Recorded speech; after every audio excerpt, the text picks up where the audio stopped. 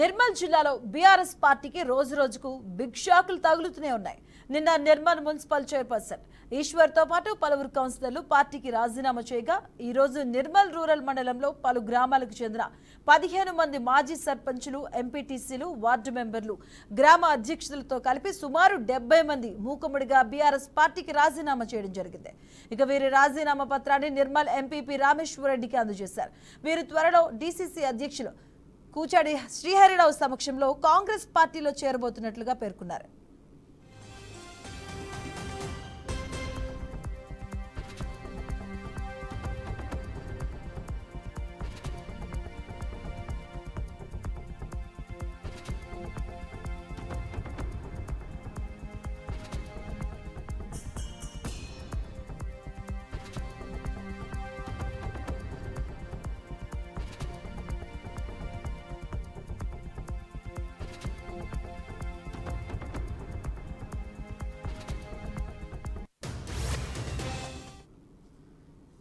ఇక నిర్మల్ జిల్లాలో బీఆర్ఎస్ కి రోజు రోజుకు బిగ్ షాక్స్ తగులుతూనే ఉన్నాయి. ఓవరాల్ గా చూసుకుంటే 70 మంది మూకుమ్మడిగా రాజీనామా పత్రాన్ని అందజేసినట్టుగా తెలుస్తుంది. దీనికి సంబంధించిన పూర్తి అప్డేట్స్ మా కరెస్పాండెంట్ శ్యామ్ అందిస్తారు. శ్యామ్, మధు, నిర్మల్ జిల్లాలో బీఆర్ఎస్ కు షాక్ల మీద షాక్లు తగులుతూనే ఉన్నాయి.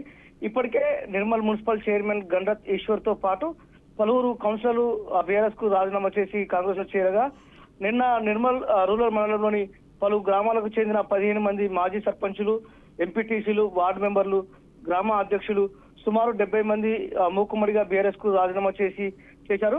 వీరి రాజీనామా పత్రాన్ని నిర్మల్ ఎంపీపీ రామేశ్వర్ రెడ్డికి అందజేశారు. వీరు త్వరలో డీసీసీ అధ్యక్షులు కూచాడి శ్రీహరిరావు సమక్షంలో కాంగ్రెస్ పార్టీలో చేరుతున్నట్లు ప్రకటించారు. Madhu, right, thank you Shyam.